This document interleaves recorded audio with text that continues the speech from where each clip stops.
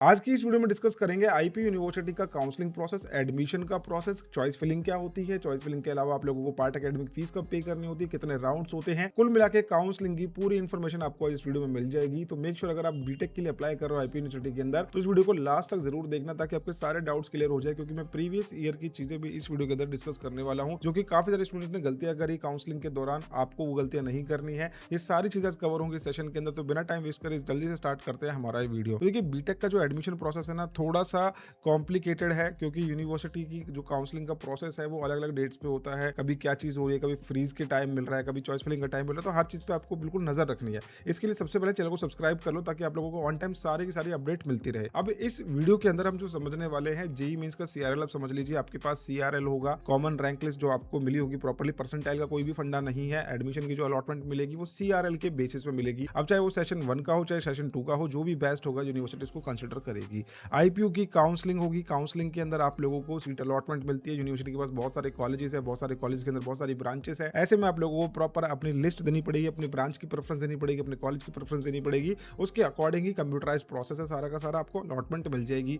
Choice filling सबसे ज्यादा important part है, सबसे क्रूशियल पार्ट है काउंसलिंग का। अगर आपने अपने रैंक के अकॉर्डिंग सही से प्रेफरेंस शीट बना ली तो आप लोगों को डेफिनेटली बढ़िया कॉलेज में अलॉटमेंट मिल जाएगा। अब रीजन का कोटा क्या होता है ये भी समझ लीजिए। अब यहाँ पे स्टूडेंट होते हैं दो टाइप के, एक होता है दिल्ली स्टूडेंट, एक होता है आउटसाइड दिल्ली। तो दिल्ली वालों की 85% रिजर्वेशन है और आउटसाइड दिल्ली वालों की 15% की रिजर्वेशन है। ये चीज आपके माइंड में पहले से ही क्लियर होकर चलनी चाहिए। बहुत सारे स्टूडेंट कहते हैं कि सर इतने सेम रैंक पे तो उसको एडमिशन मिल गया था, इस कॉलेज के अंदर मेरे को नहीं मिला। तो भाई वो रीजन का फंडा होगा, रीजन अलग हो सकता है, उसका हो सकता है कि उसकी कैटेगरी अलग हो। तो हर एक चीज के अंदर आप लोगों को ज्यादा ध्यान नहीं देना है, बस आपको अपनी कैटेगरी और अपने रीजन पे ध्यान देना है। आपकी रीजन में क्या अलॉटमेंट मिलती है वो अलग चीज होती है। सबसे पहला स्टेप होता है जेईई मेंस का रैंक। इसको आपको समझना है, इस रैंक के बेसिस पे आपको अलॉटमेंट मिलेगी। हाँ, आईपी यूनिवर्सिटी में जो एडमिशन होता है ना, सबसे पहला इस चीज को क्लियर कर लेना कि there will be no entrance exam. सिर्फ दो तरीके हैं एडमिशन लेने के।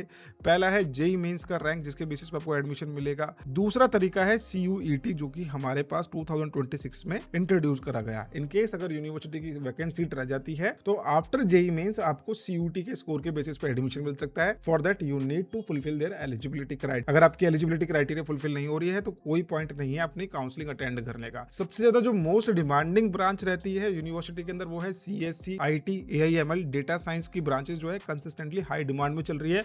इस वजह से सबसे ज्यादा जो कट ऑफ है सबसे ज्यादा इन्हीं ब्रांचेस के अंदर आपको देखने को मिलेगी। तो computer science, engineering, information technology, artificial intelligence, machine learning and data science, ये कुछ ऐसी ब्रांचेस है जिसपे स्टूडेंट की नजर रहती है। आप भी शायद इस वीडियो को देख रहे हो तो शायद आपके माइंड में भी यही चल रहा होगा। दूसरा स्टेप क्या होता है? सबसे पहला स्टेप हमने समझ लिया कि जेईई मेंस का स्कोर होना जरूरी है, रैंक होना जरूरी है। उसके बाद आता है आप लोगों का रजिस्ट्रेशन। अब इसमें क्या होता है, सबसे पहले आपके दो फॉर्म होते हैं बेसिकली यूनिवर्सिटी के अंदर। एक होता है आईपी यूनिवर्सिटी का एप्लीकेशन फॉर्म, जो आज की डेट में ऑनगोइंग है, ओपन है, 30 मई तक आप फिल कर सकते हैं। इसकी डेट बहुत सारी एक्सटेंड हुई है, लगातार एक्सटेंड करती है ये यूनिवर्सिटी। तो अभी आज की डेट में आप इनका बेसिक जो रजिस्ट्रेशन फॉर्म होता है वो फिल कर सकते हैं। 2500 रुपीज़ का होता है। इसी के अंदर आप लोगों की काउंसलिंग के रजिस्ट्रेशन की फीस भी इंक्लूड होती है। पहले क्या होता था, 1500 रुपये अलग लेते थे इस वाले फॉर्म के, फिर 1000 रुपये काउंसलिंग के लिए जाते थे। अब 2500 रुपये का फॉर्म कर दिया, बोला कि बार बार नहीं देने, एक ही बार दे देना, आपकी काउंसलिंग की रजिस्ट्रेशन भी इसी से हो जाएगी। अब काउंसलिंग की जो रजिस्ट्रेशन होती है और ये जो एप्लीकेशन फॉर्म होता है, दोनों चीज़ें अलग है। ये आपका बेसिक एप्लीकेशन फॉर्म है। इसके बाद अब आप लोगों का काउंसलिंग का फॉर्म ओपन करा जाएगा। अगर आपने फॉर्म फिल कर दिया है, वेल एंड गुड है। अब आपको वेट करना है काउंसलिंग के रजिस्ट्रेशन का, इस पोर्टल का वेट करना है। अगर आपने ये वाला फॉर्म नहीं फिल करा है तो ये आपके लिए आएगा ही नहीं, आप काउंसलिंग में रजिस्ट्रेशन नहीं कर पाएंगे। तो बेसिक चीज़ आपको फुलफिल करनी पड़ेगी। उसके बाद जब आपका ये काउंसलिंग रजिस्ट्रेशन ओपन हो जाएगा, इसमें आपको पोर्टल पर रजिस्ट्रेशन करना है। काउंसलिंग की फी आपको कुछ नहीं देनी है। यहाँ पे आपके ऑलरेडी 2500 रुपीज़ आप पे कर चुके हो। पर्सनल डिटेल्स फिल करनी है और डॉक्यूमेंट्स आपको रेडी रखने हैं। डॉक्यूमेंट्स के अंदर आपका सीआरएल यानी कि जेईई मेंस का जो स्कोर कार्ड है वो मांगा जाता है। इनकेस अगर आप कैटेगरी के बेसिस पे अप्लाई कर रहे हो तो आपके पास कैटेगरी सर्टिफिकेशन अपना होना चाहिए, सर्टिफिकेट आपके पास होना चाहिए। मोस्ट इंपॉर्टेंटली एलिजिबिलिटी क्राइटेरिया आपको फुलफिल करना पड़ेगा। बहुत सारे स्टूडेंट को नहीं पता होती है चीज़ें कि eligibility criteria is one of most important thing, जो स्टूडेंट को नहीं पता होता कि यहाँ पे पीसीएम के अंदर 55% आपके मांगे जाते हैं। पीसीएम के अंदर आपके कितने होने चाहिए? 55% होने चाहिए। चलिए मैं आपको लिख देता हूँ यहाँ पे, पीसीएम होना चाहिए 55% मार्क्स के साथ। एग्रीगेट देखा जाता है, ठीक है। एग्रीगेट आपका 55% होना चाहिए। अगर आपका SC ST है तो आपको 50% पे एडमिशन मिल सकता है। ये इनका मिनिमम एलिजिबिलिटी क्राइटेरिया होता है।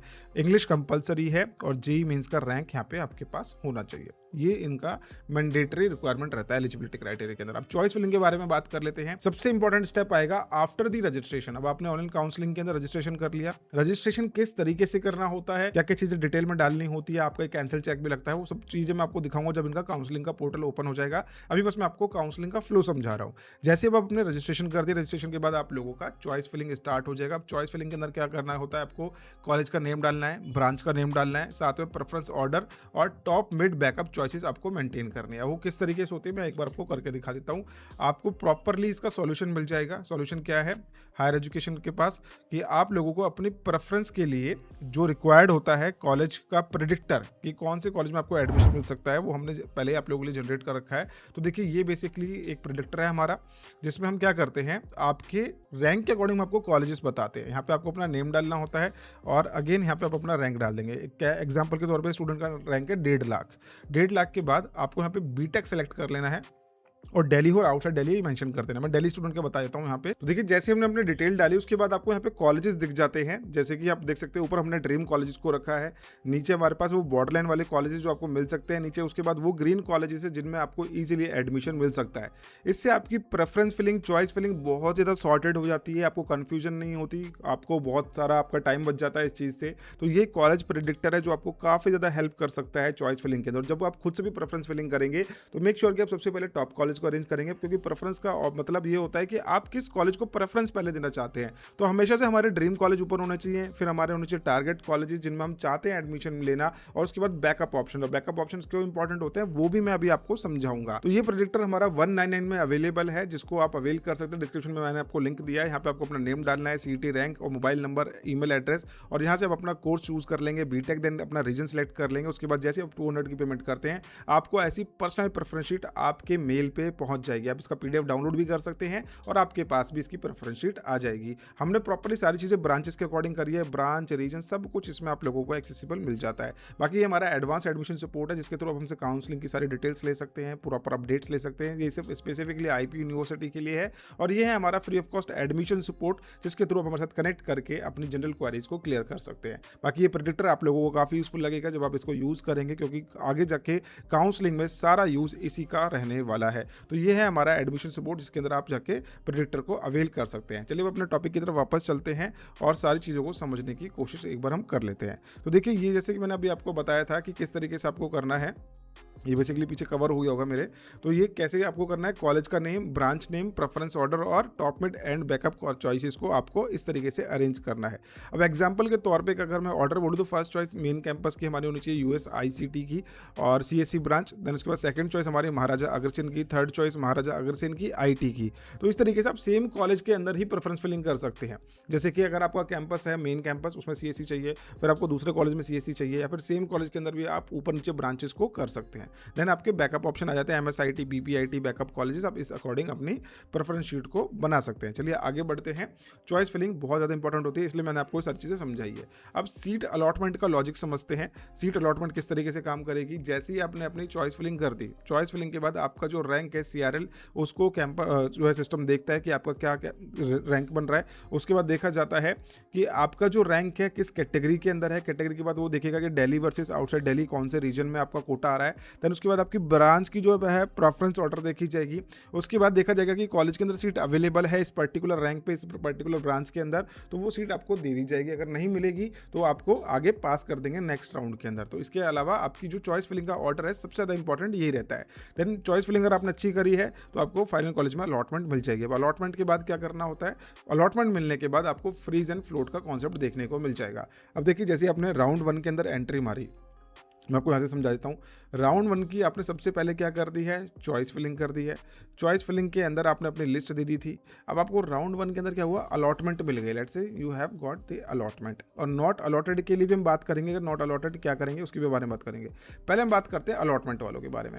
अलॉटमेंट मिलते ही आपको मिलेगा पार्ट अकेडमिक फ़ी पे करने का मौका। यानी कि आपको कॉलेज दे दिया गया है, चाहे वो XYZ किसी भी नंबर का कॉलेज हो, आपको कॉलेज की अलॉटमेंट तो दे दी गई है ना। अब आपको क्या करना है, ₹96,000 पे करने हैं to remain in the counselling. Doesn't matter आपको कॉलेज पसंद है या फिर नहीं है। अगर पसंद है तो फ्रीज कर देना, ठीक है। फ्रीज का मतलब है कि यस आई एग्री और मैं इसमें एडमिशन लेना चाहता हूँ।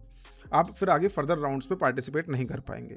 सेकंड चीज क्या होगी, फ्लोट कर सकते हैं, लेकिन ये ऑप्शन भी आपको, इसे हम बोलते हैं सबमिट ऑफ विलिंगनेस। आप किस चीज के लिए विलिंग हो, आप फ्रीज करना चाहते हो, फ्लोट करना चाहते हो, टोटली आप पे डिपेंड करेगा। तो इसके लिए क्या है, ₹96,000 आपको पे करने पड़ते हैं। इनकेस अगर आपने फ्लोट कर दिया तो फ्लोट करने पे क्या होगा, फ्लोट करने पे आप चले जाओगे नेक्स्ट राउंड के अंदर। अगेन आपको चॉइस फिलिंग का मौका दोबारा दिया जाएगा, दोबारा से आपको अलॉटमेंट मिलेगी। अब यहाँ पे जैसे आपने 1 2 3 4 5 6 लेट्स से कि आपकी 6 नंबर की अलॉटमेंट हुई थी, आपने फ्लोट दबा दिया, आपको चाहिए 3rd नंबर का कॉलेज। अब नेक्स्ट राउंड में आप चले गए, नेक्स्ट राउंड में आपको 5th नंबर का कॉलेज मिल गया, तो उसके लिए भी आप क्या करेंगे, दोबारा से फ्लोट कर देंगे।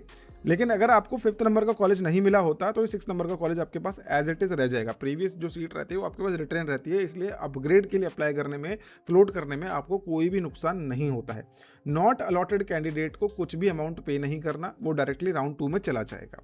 जब तक आपको अलॉटमेंट नहीं मिलेगी आप नेक्स्ट राउंड में जाते चले जाओगे, और जब आपने पेमेंट कर दी है, पेमेंट के बाद आप तभी नेक्स्ट राउंड में जा सकते हो जब आप फ्लोट पे क्लिक करते हो। तो ये चीज़ होती है।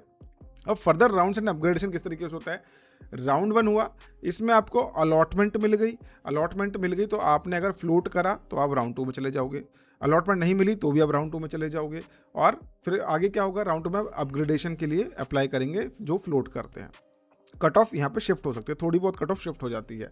राउंड 3 क्या होगा, उसके बाद आपने अपग्रेडेशन के लिए अप्लाई करा और मिड टियर ऑप्शन में स्टिल अवेलेबल, यहाँ पे भी आपके पास राउंड 3 तक भी कुछ ऑप्शंस अवेलेबल रहते हैं। अब स्लाइडिंग राउंड आता है उसके बाद, और फिर होता है स्पॉट राउंड का ऑप्शन आएगा आपके पास। स्पॉट राउंड क्या है, टोटली लक बाय चांस है, अगर सीट वैकेंट हुई तो आपको मिल जाएगा, नहीं हुई तो नहीं मिलेगा। तो ये चीज़ें किस में होती है, आपके राउंड 1 2 3 के बाद स्पॉट राउंड में होती है। स्लाइडिंग राउंड का केस क्या है, स्लाइडिंग राउंड ऐसा होता है, अगर आपने राउंड 1 2 3 तक फ्लोट ही कर दिया और राउंड 3 में भी आपने क्या करा, फ्लोट ही कर दिया, तो आप स्लाइडिंग राउंड में चले जाएंगे। स्लाइडिंग राउंड में सिर्फ वही बच्चा जाएगा जिसमें स्टूडेंट को पहले से अलॉटमेंट मिल रखी है। इनकेस अगर आपको राउंड 1 में कोई कॉलेज नहीं मिला था, राउंड 2 में नहीं मिला, राउंड 3 में नहीं मिला, तो आप स्लाइडिंग राउंड में नहीं जाओगे। स्लाइडिंग राउंड में बस वही बच्चा जाएगा जिसको पहले से अलॉटमेंट मिल रखी है, उसने अभी तक कोई भी सीट फ्रीज नहीं करी है, he is still looking for the upgradation. तो ये चीज़ होती है आपके स्लाइडिंग राउंड के अंदर। चलिए आगे बढ़ते हैं, अब समझते हैं फी पेमेंट एंड रिपोर्टिंग के बारे में। तो जैसे कि मैंने आपको बताया था, 96,000 आपको पे करने होते हैं जब आपको कोई कॉलेज में अलॉटमेंट मिल जाता है, ये चीज़ मैंने आपको बता दी थी। तो फ़ी पेमेंट आपने ऑनलाइन तो कुछ पार्ट फीस का पहले पे कर दिया 96,000 उसके बाद आपको क्या करनी होती है, रिपोर्टिंग होती है। जब आपने पार्ट फी पे कर दी 96,000 उसके बाद जब आपने फ्रीज कर दिया कॉलेज को, या फिर लास्ट में जब आपको फाइनल अलॉटमेंट मिल गई, उसके बाद यूनिवर्सिटी बोलती है कि आ जाओ भैया रिपोर्टिंग के लिए। अब रिपोर्टिंग के लिए भी प्रॉपर एक टाइम दिया जाएगा कि इस डेट से लेके इस डेट का आपके पास टाइम, आप रिपोर्टिंग कर जाओ। उस दौरान अगर आपने रिपोर्टिंग नहीं करी, यानी कि फिजिकली वेरिफिकेशन नहीं करवाई अपनी जाके, तो आपकी सीट कैंसिल हो जाएगी और वही सीट जाती है स्पॉट राउंड के अंदर। तो आपको ये पेमेंट करना कंपलसरी होता है अपने डॉक्यूमेंट्स की वेरिफिकेशन के साथ। डॉक्यूमेंट वेरिफिकेशन में आपको क्या क्या डॉक्यूमेंट्स लेके जाने होते हैं, ये सारी चीज़ें मैं आपको बाद में बता दूंगा। अभी आप ये समझिए कि आपको डॉक्यूमेंट्स अपने वेरीफाई कराने होते हैं। जेईई मेंस का स्कोर कार्ड लेके जाओगे और क्लास 12 के डॉक्यूमेंट्स, कैरेक्टर सर्टिफिकेट लेके जाना पड़ेगा, और अगर आपने रिजर्वेशन के लिए अप्लाई करा है तो उसका सर्टिफिकेट आपको लेके जाना पड़ेगा कैटेगरी का। उसके बाद इंस्ट्रक्शन आपको फॉलो करने जो कॉलेज बताता है। बाकी आपको पार्ट एकेडमिक फीस के अलावा फाइनल फीस भी पे करनी होगी। जैसे कि आपकी कॉलेज की फीस है 1.6 लाख, 1.5 लाख XYZ जो भी फीस है, उसमें से 96,000 माइनस हो जाएंगे जो आपने ऑनलाइन पे करे थे। Remaining fees you will pay at the college. तो ये चीज़ आपका आगे जाके कंप्लीट हो जाएगा। अब आपको ये तो समझ में आ गया होगा कि कहीं काउंसलिंग क्या होती है, राउंड 1 2 3 क्या होता है, कब आपको अलॉटमेंट मिलती है, फ्रीज फ्लोट, बाकी सब कुछ आपको तभी अच्छे से समझ में आएगा जब ये सारी चीज़ें ऑनगोइंग प्रोसेस में होंगी, जब आप एक्चुअली में देख रहे होंगे ये सब चीज़ें, तभी आपको और अच्छे से समझ में आ जाएगी। अब कॉमन मिस्टेक क्या करते हैं स्टूडेंट काउंसलिंग के अंदर, सिर्फ टॉप कॉलेज के नाम डाल के छोड़ देते हैं। जाएंगे तो बस टॉप कॉलेज में जाएंगे, टॉप ब्रांच में जाएंगे, वरना तो जाएंगे नहीं। तो ये सबसे बड़ी गलती होती है। सिर्फ CSC ब्रांच पे ध्यान देना, ये भी सबसे बड़ी गलती है। CSC के अलावा आपको एक ऑल्टरनेट बैकअप लेके चलना चाहिए जिसमें आपका एक अच्छे कॉलेज में एडमिशन हो जाए। अब बहुत सारे स्टूडेंट क्या करते हैं, ब्रांच के चक्कर में कॉलेज के साथ कॉम्प्रोमाइज कर लेते हैं। बहुत सारे स्टूडेंट्स ब्रांच के साथ स्टिक रहते हैं, वो पर्सन टू पर्सन वेरी करता है। बैकअप कॉलेजेस को बिल्कुल भी इग्नोर मत करना, क्योंकि यही आपको ऊपर तक पहुंचाने में मदद करते हैं। क्यों करते हैं, मैंने क्या बोला, राउंड 1 आएगा, फिर राउंड 2 आएगा। अब ये जो आगे के राउंड होते हैं ना, ये मोस्टली अपग्रेडेशन में तो हेल्प करते हैं। राउंड 1 हेल्प करता है किसमें, अलॉटमेंट में। अगर अलॉटमेंट ही नहीं मिलेगी तो अपग्रेड किस में करोगे, यानी कि आप तो फ्रेश कैंडिडेट हो गए राउंड 2 के लिए। इसलिए मैं बोलूँगा राउंड 1 के अंदर एक अलॉटमेंट तो ले लो। कोटा की कन्फ्यूजन मत करना, Delhi versus outside Delhi clear होना चाहिए। क्लास 12 जिसने अपनी दिल्ली से करी है वो दिल्ली का कैंडिडेट है, जिसने आउटसाइड दिल्ली से करी है वो आउटसाइड दिल्ली कैंडिडेट कहलाएगा। नो मैटर वो राजस्थान में रह के उसने दिल्ली से करी है या फिर मतलब राजस्थान का था वो रहने वाला, लेकिन उसने दिल्ली से अपनी क्लास 12 करी तो वो दिल्ली का ही कैंडिडेट कहलाएगा। स्पॉट राउंड की डिपेंडेंसी बिल्कुल भी मत रखना। आपको लगेगा कि भाई स्पॉट राउंड में जाके देख लेंगे, कोई ना कोई तो मिल जाएगा। अगर आप इस लेवल पर रिस्क लेना चाहते हो तो आप ले सकते हो, बाकी मैं इसको सजेस्ट नहीं करता हूँ। और रैंडम प्रेफरेंस मत भरना, बिल्कुल टॉप टू बॉटम अरेंज करना, टॉप कॉलेज को ऊपर और बाकी रैंडम कॉलेज को नीचे रख देना, ठीक है। अगर आपको लगता है कि मेरे को कुछ भी डालना है तो नीचे की तरफ डालना, उनको ऊपर मत डालना। काउंसलिंग की स्ट्रैटेजी क्या होनी चाहिए, सबसे पहले अपने रैंक को एनालाइज करो, रैंक को एक्सेप्ट करो। मोस्ट इंपॉर्टेंटली आपको पता होना चाहिए कि मेरा क्या रैंक आया भाई, इस हिसाब से मेरे को कहाँ एडमिशन मिल सकता है। आपके चाहने से तो आपको नहीं मिल जाएगा ना MSIT। अगर मेरा रैंक आ गया है 7 लाख और मैं सोचूं कि MSIT का नाम डाल के छोड़ दूंगा तो वही मेरे को मिल जाएगा, ऐसा नहीं हो सकता। रैंक के अकॉर्डिंग ही एडमिशन मिलेगा। तो सबसे पहले अपना रैंक को एनालाइज करो, प्रीवियस ईयर की कट ऑफ्स को देखो, तब आपको अच्छे से आइडिया लग जाएगा। ब्रांच की प्रायोरिटी आपको पता होनी चाहिए, आपको क्या ब्रांच रखना है। पहले आप CSE रखो, IT रखो, AI रखो। कुल मिला के अगर आप परमुटेशन कॉम्बिनेशन लगाओगे ना तो आपकी जो प्रेफरेंस शीट है बहुत लंबी होती है। मैं आपको दिखाऊँ एक बार कितनी बड़ी प्रेफरेंस शीट बनेगी आपकी। अगर आपने रिजल्ट डिक्लेयर करा अपना, जैसे ही आपने प्रिडिक्टर पे गए तो पूरी ब्रांचेस वगैरह मिला के 132 नंबर ऑफ चॉइसेस आप अपने राउंड के अंदर भरोगे। अब इतनी सारी लंबी चौड़ी लिस्ट को मेंटेन करना, बना के रखना बहुत ज़्यादा मुश्किल होता है। इसलिए मैंने बोला कि ये प्रेफरेंस शीट आपको बहुत यूज़फुल लगेगी, आप इसको परचेज करें। नीचे आपको डिस्क्रिप्शन में इसका लिंक मिल जाएगा, फाइन। तो इसलिए मैंने आपको बोला कि ये चीज़ें आपके बहुत ही ज़्यादा हेल्पफुल रहेंगी आगे ऑनगोइंग प्रोसेस के अंदर। टॉप के जो कॉलेजेस हैं उनको ऊपर रखो, रियलिस्टिक बैकअप कॉलेजेस आपको बना के चलने हैं, यानी कि टॉप कॉलेज को ऊपर, पिरामिड बोलेंगे ना अगर हम, तो ऊपर आ जाएंगे हमारा ड्रीम कॉलेज, यहाँ पे आएगा हमारा रियलिस्टिक जो हमको मिलेंगे, उन्हें चाहेंगे बैकअप कॉलेज जो आपको ऊपर जाने में मदद करने वाले हैं। और दिल्ली NCR के जो कॉलेज उनको बैकअप में रखो, जिसके लिए मैंने एक प्रॉपर लिस्ट भी बना रखी है। अगर आपका IP में नहीं होता है, अच्छे कॉलेज में एडमिशन नहीं मिल रहा है, कॉम्प्रोमाइज़ मत करो। उसके अलावा भी आपके पास बहुत सारे ऐसे ऑप्शन हैं दिल्ली NCR के अंदर जो आपको CSE ब्रांच दे रहे हैं, बिल्कुल अपडेटेड करिकुलम पढ़ा रहे हैं, बहुत अच्छा एक्सपोजर, अच्छी प्लेसमेंट्स प्रोवाइड कर रहे हैं। वो सारे ऑप्शन मेरे पास हैं आपके लिए। डिस्क्रिप्शन में एडमिशन सपोर्ट का फॉर्म है, उसको जरूर फिल कर लेना। फाइनल एडवाइस मेरी यही रहेगी कि अगर JEE मेंस का रैंक अच्छा नहीं आया है तो ये फाइनल पॉइंट नहीं है, आपके पास बहुत सारी चीज़ें हैं अभी आगे करने के लिए। आपके पास बहुत सारी ऑप्शंस आएंगे आगे एडमिशन्स के लिए। कोटा दिल्ली वर्सेस आउटसाइड दिल्ली, कोटा का बहुत ज़्यादा इंपैक्ट पड़ेगा अलॉटमेंट के अंदर। दिल्ली के स्टूडेंट्स को ज़्यादा अच्छी अलॉटमेंट मिलती है, आउटसाइड दिल्ली वाले को कंपैरेटिवली कम अलॉटमेंट मिलती है। यानी कि अगर 1 लाख पे एडमिशन इस कॉलेज में हो रहा है ना, तो आउटसाइड दिल्ली वाले का 80,000 या फिर 60,000 पे एडमिशन हो रहा होगा इस रैंक पे। रैंक के बारे में बात कर रहा हूँ। ब्रांच की डिमांड हमेशा से ही बनी रहेगी, तो जो टॉप के कॉलेजेस हैं अगर आपको उसमें CSE मिल रही है तो भैया जल्दी जल्दी क्लोज कर लेना, फ्रीज कर लेना। उसके अकॉर्डिंग आपको सारी प्लानिंग करनी पड़ेगी। हो सकता है कि इसके अलावा आप आगे जोसा की काउंसलिंग कर रहे हो, जैक की काउंसलिंग कर रहे हो, डिपेंड करता है। अगर आप फिक्स करना चाहते हो तो फिक्स कर लेना अगर CSE मिल रही है। चॉइस की जो स्ट्रैटेजी है बहुत अच्छी होनी चाहिए आपकी, और बैकअप प्लानिंग बहुत ज़्यादा ज़रूरी है। इनकेस अगर नहीं मिला तो भाई क्या करेंगे, तो आप लोगों को पहले से अपनी चॉइस फिलिंग करके रखनी है और चॉइस फिलिंग के साथ साथ में बैकअप बना के चलने हैं। तो ये था मेरी पर्सनल एडवाइस। बाकी आप लोग काउंसलिंग जब अटेंड करोगे सारी चीज़ें आपको तब और अच्छे से समझ में आने लगेंगी। और IP यूनिवर्सिटी के अंदर BTech की जो काउंसलिंग है इससे आपको डेफिनेटली अच्छे कॉलेज में एडमिशन मिल सकता है, जैसे कि महाराजा अग्रसेन, महाराजा सूरजमल, विप्स कॉलेज भी आज की डेट में काफ़ी अच्छा चल रहा है। USCIT जो हमारा मेन कैंपस है, इनमें आपको काफ़ी अच्छी प्लेसमेंट्स मिल सकती है। अगर आपका अच्छा रैंक आया है तो लास्ट तक टिके रहना, काउंसलिंग को अटेंड करना, आप लोगों को डेफिनेटली अच्छा कॉलेज मिल सकता है। इनकेस अगर आपका अच्छा CRL नहीं आया है और आप ढूंढ रहे हैं दिल्ली NCR के अंदर बैकअप ऑप्शन, तो उसके लिए मैंने आपको डिस्क्रिप्शन लिंक दिया है, मेरे साथ कनेक्ट करो, मैं आपको डेफिनेटली अच्छे से गाइड कर दूंगा। आई होप ये सेशन आप लोगों को यूजफुल लगेगा। सेशन यूजफुल लगा है तो लाइक जरूर करना। मिलते हैं नेक्स्ट वीडियो के अंदर। बाबा take care, thank you so much.